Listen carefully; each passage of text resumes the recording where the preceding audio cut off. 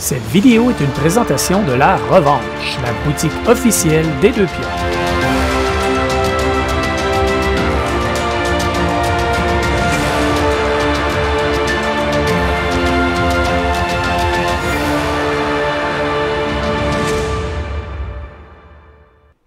Salut tout le monde, c'est Steve de la chaîne Les Deux Pions.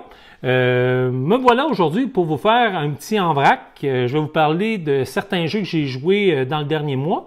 Et je fais aussi un retour sur un jeu que je vous ai parlé sur Facebook qui est Black Rose War Renaissance. Donc pour vous dire un peu ce que j'en ai pensé de mes dernières parties. Allons-y directement dans le vif du sujet. Donc Black Rose War Renaissance. Pour ceux qui ne le connaissent pas, c'est un Kickstarter que j'ai reçu il n'y a pas longtemps qui représente, qui est un jeu de combat de magiciens. Donc, chaque joueur se choisit un magicien et il va avoir comme un draft de cartes où ce qu'on va choisir des sorts de certaines écoles de magie et on va faire de la programmation, on va programmer nos sorts pour un tour. Et après ça, on va se déplacer avec nos magiciens sur le plateau, activer des salles et en même temps attaquer les autres magiciens. Et à travers ça, il y a la Rose Noire qui est là pour nous mettre des embûches et faire des points elle aussi. Donc la Rose Noire, c'est un peu c'est le magicien qui va faire le plus de points qui gagne la partie. À partir du moment qu'un magicien ou la Rose Noire atteint le 30 points, ça déclenche la fin de partie. Et c'est celui qui a le plus de points à la fin du tour qui va gagner la partie. J'ai joué à 2 joueurs, j'ai joué à 4 joueurs. Puis lorsque j'ai joué à 2 joueurs, j'ai joué avec, on a ajouté un automa, donc un personnage qui est joué par le jeu, donc par la Rose Noire.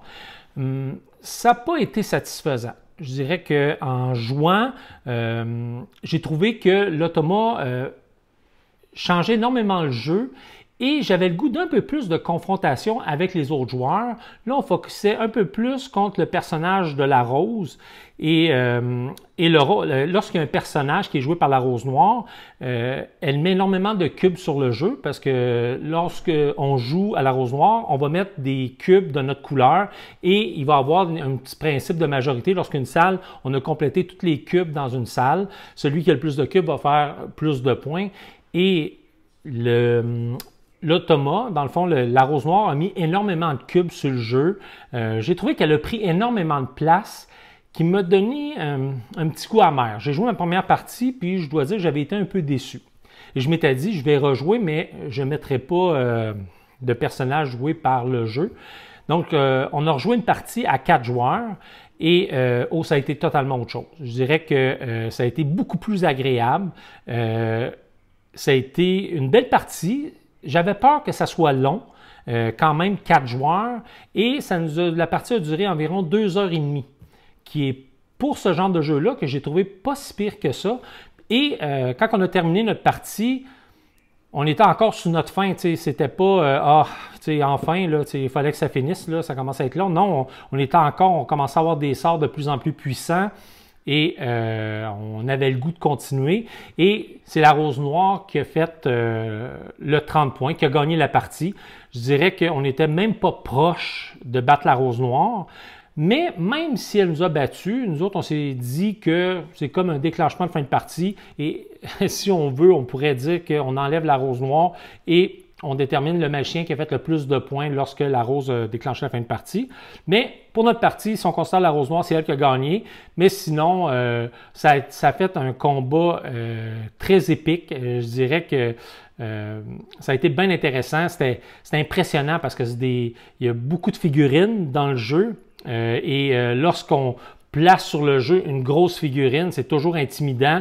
On regarde les statistiques et on a comme le goût de s'en débarrasser avant que le tour, parce que lors d'un tour de jeu, un coup que tous les mages ont joué leur action, les invocations ont comme un tour de jeu, puis ça peut faire très mal. Donc, on s'organise toujours pour éliminer les figurines des autres joueurs le plus rapidement possible pour éviter un tour assez dévastateur lorsqu'il y a plusieurs invocations sur le jeu.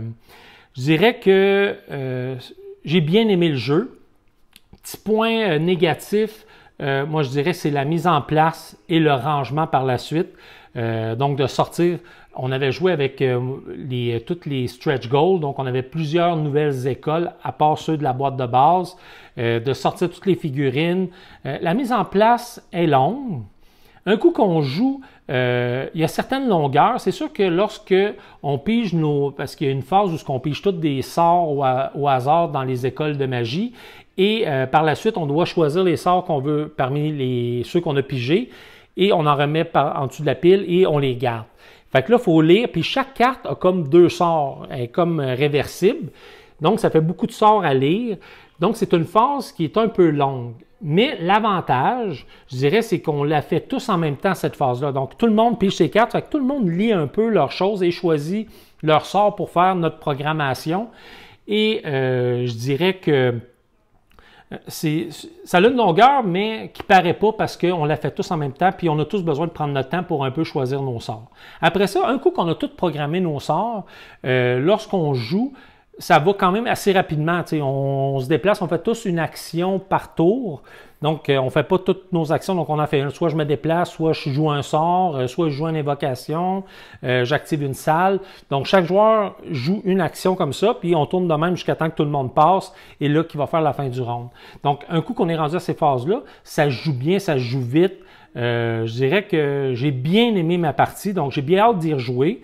Je dirais que, comme je dis, côté négatif, c'est le rangement et sortir le jeu et tout placer ça. C'est un jeu qui prend énormément de place, qui est terriblement long à faire la mise en place parce qu'on place les tuiles, même du plateau. C'est pas un plateau qui s'ouvre, comme vous pouvez voir sur les images. C'est vraiment des hexagones qu'on place au hasard sur le plateau. Et on place les écoles de magie, on sort les figurines, on sort les événements. Donc, toute la mise en place, moi, je la trouve longue. Et lorsqu'il faut tout ranger, on reclasse tous les sorts parce qu'on pige un peu au hasard dans n'importe quelle école de magie. Donc, tout replacer ça. Je dirais que c'est un petit côté négatif, mais pas au point de ne pas y rejouer. Donc, pour moi, je dirais que j'ai bien aimé ma partie, mais je ne rejouerai pas avec un automa. Je n'ai pas tant trippé. Tant qu'à rejouer à 2 joueurs, je vais jouer sans personnage qui est joué par la Rose Noire. Plutôt jouer un mage contre un autre et voir ce que ça donne.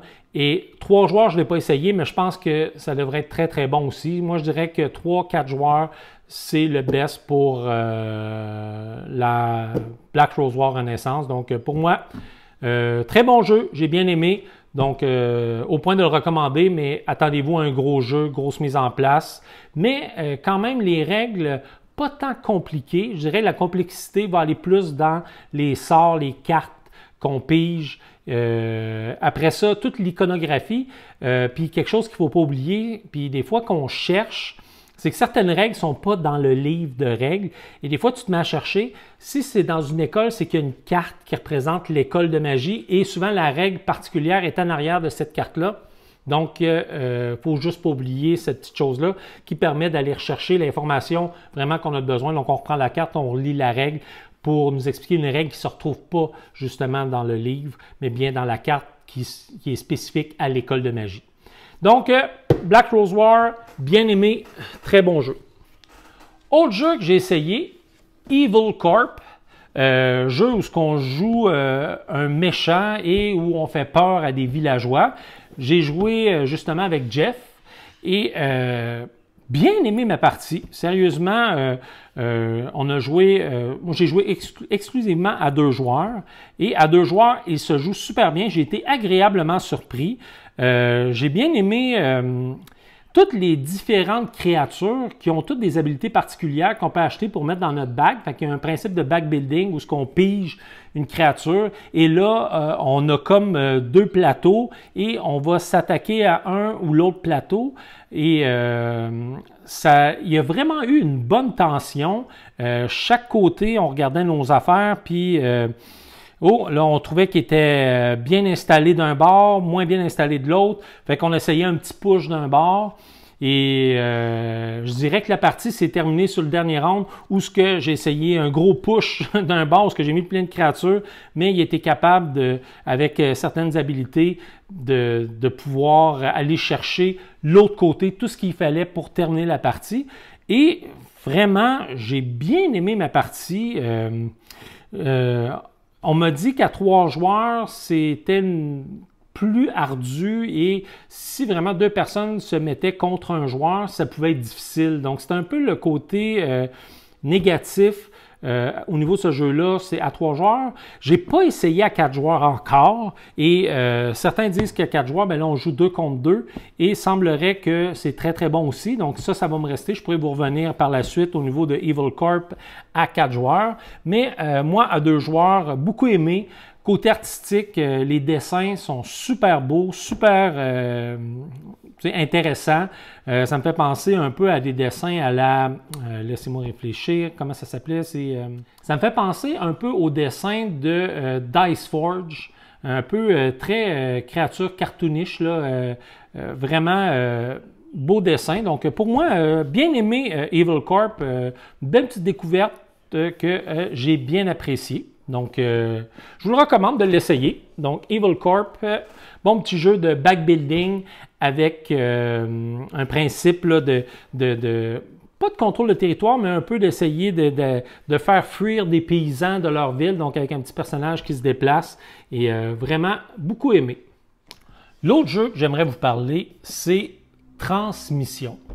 Un jeu que j'ai acheté et qui m'a fait peur un petit peu. Je l'avais pris pour son côté artistique. J'avais lu quand même des critiques qui étaient bonnes. Et lorsque je me suis mis à lire les règles, il me fait peur un petit peu. Je disais, ça va être vraiment trop simple ou j'avais peur que ça ne rentre pas dans mes catégories de jeu. Et j'ai été agréablement surpris. Je dirais même que j'ai joué plusieurs parties à date et j'ai tout aimé mes parties. C'est pas un jeu lourd. C'est un bon gateway, c'est un petit jeu simple, pas trop de casse-tête, mais vraiment agréable et très joli.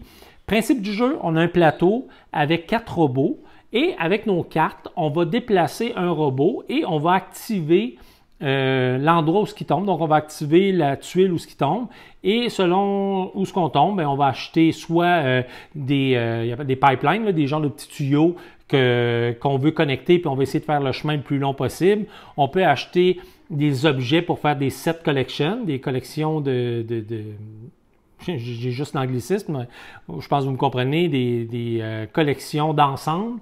Et l'autre chose aussi, c'est qu'on peut acheter des habilités pour nos robots. Dans le fond, on joue tous les mêmes robots, mais on va tous les personnaliser individuellement. Donc, exemple, moi, si j'ai la carte avec ce robot-là, je vais pouvoir donner une habilité à ce robot-là lorsque moi je le joue. Exemple, lorsqu'il ramasse une ressource, il va ramasser une ressource de plus. Que les autres n'auront pas cette habilité-là lorsqu'ils vont jouer ce personnage-là. Et un autre pourrait mettre à ce même robot-là l'habilité de pouvoir se déplacer à contresens, parce que tous les robots tourne en sens horaire. L'autre manière de faire des points, il y a des multiplicateurs. Donc, sur plein de tuiles, on va retrouver des papillons, des oiseaux, puis ça va être un multiplicateur, multiplier le nombre d'oiseaux, puis le nombre de papillons qui se retrouvent sur certaines tuiles. Et aussi, les robots, c'est un genre de plateau encavé. Et lorsqu'on complète tout un robot avec des objets, des habilités, ce que ça nous permet de faire, c'est que chaque robot donne des points aussi lorsqu'ils sont tous complétés. Donc, on va déplacer ainsi de suite nos robots jusqu'à temps qu'une règle de fin de partie s'applique. Exemple, que aussitôt qu'une personne a complété, a rempli tous ses robots d'objets ou d'habilités. Ou exemple, on a épuisé une pile, soit d'objets ou de tuyaux. Donc, c'est un peu ça le jeu. Donc, on déplace les robots, on fait des points, on essaie d'aller chercher des bons multiplicateurs. Et vraiment, puis une belle longueur, il n'est pas trop rapide. Puis, quand la partie se termine, on dirait que tu aurais eu le goût de continuer. Donc, pour moi, ça a été, je dirais même un petit coup de cœur pour ma part de Transmission. Comme je dis, c'est pas un jeu lourd, c'est un jeu facile qu'on peut jouer avec des enfants. Les règles sont très, très simples. Donc, pour moi, Transmission, ça a été un joli coup de cœur. L'autre jeu que j'aimerais vous parler, qui n'est pas un jeu récent, mais que j'ai essayé ce mois-ci, c'est Projet Elite. Donc, Projet Elite, c'est un CMON, donc Cool Mini or Not. Vraiment un jeu que j'ai trippé. Un autre jeu que, sur le coup, qui me fait peur un peu, parce que c'est un jeu qui va se jouer où on joue un soldat et on se fait envahir par des créatures. Et on va, le moment où on attaque les créatures se fait en temps réel. Donc, on part un chronomètre, on a 2 minutes, et là, on se met à rouler des dés pour essayer de tuer le plus de créatures possible. Et quand on roule les dés, il y a certaines phases de dés qui font avancer les créatures. Et lorsque le 2 minutes se termine, il y a une phase où les créatures se déplacent, nous attaquent. Il y a des boss qui vont spawner et qui vont avoir des habiletés particulières. Et il faut réussir des objectifs. Et les objectifs sur la carte, lorsqu'on essaie de les compléter, on va prendre de nos dés et on va les mettre sur le plateau, qui fait qu'on va avoir un peu moins de dés s'il faut continuer d'attaquer. Et il faut que les autres parfois viennent nous aider pour eux aussi mettre des dés pour essayer de compléter les objectifs. Et ça se fait, et j'ai un blanc de mémoire, je ne sais pas si c'est 6 ou 8 rondes, je ne me souviens pas, mais se fait en un nombre X de rondes. Bien, si on n'a pas réussi les objectifs en un nombre X de rondes, on perd la partie. Ou si un des soldats meurt, on perd la partie aussi. Et lorsque parfois notre personnage se fait blesser à un certain niveau, on perd des dés, on prend un de nos dés et on le met dans un encavure du plateau pour dire que là, ce dé-là, on ne l'a plus. Et ce qui est intéressant, c'est sûr qu'il y a des endroits de recherche, un peu comme tous les jeux à la Zombicide, où on se déplace, on ramasse des nouveaux objets, donc on s'équipe, donc l'arme est plus puissante, elle tire plus loin. Et lorsqu'on tue des boss extraterrestres, et là, on a comme des armes extraterrestres qui, eux, sont encore plus puissantes. Et vraiment, je dirais que la frénésie du roulage de dés, là, c'est très drôle, c'est très le fun, parce que tu roules vite, mais là, tu vois une créature, mais là, tu voulais avancer, mais l'autre l'a déjà tué, puis tu n'as comme pas trop le temps de regarder ce que les autres font, mais le board là, se vide, où à ce moment donné, on avait beaucoup de créatures, et je me disais que ça y est, là, ça va être la fin de la partie, mais non, on a roulé, puis on a quasiment fait le ménage au complet. Ça a été vraiment des parties très frénétiques et très enlevant. Je dirais que j'ai pas joué à un genre de jeu avec un adrénaline aussi élevé, là, dire que là, OK, on parle de 2 minutes, tout le monde est prêt, là, tout le monde tombe sur leur petit plateau. On s'était mis tous des petits contenants pour rouler nos dés pour être sûr qu'on les échappe pas, qu'on les court pas. Parce que veux pas, quand tu roules, puis là, ça fait pas ton affaire, tu roules, puis il y a des phases de dés que tu n'as pas de besoin, parce que pour activer, mettons, ton arme, ça va te prendre une loupe et un fusil. Fait que là, tu as ta loupe, tu le laisses là, tu roules les autres dés. Ah, j'ai mon fusil, ça y est, j'enlève les dés. Là, ça me prend un 4 et plus. Fait que là, je prends un autre dé, je roule voir chez 4 et plus. Ah, je ne l'ai pas, je reprends toutes mes dés. Il faut que je réussisse à rouler une loupe plus un fusil. Lorsque je les ai, ah là, je peux rattaquer, je renlève les dés. Donc, tu es sans arrêt en train de rouler. Puis quand tu as comme fini ton 2 minutes, c'est drôle, là, tout le monde se regarde, puis là, on est quasiment essoufflé de l'attaque. Fait qu'on a énormément ri. Et ça a été un jeu qui nous a apporté énormément de plaisir. Donc, une belle recommandation, Projet Élite.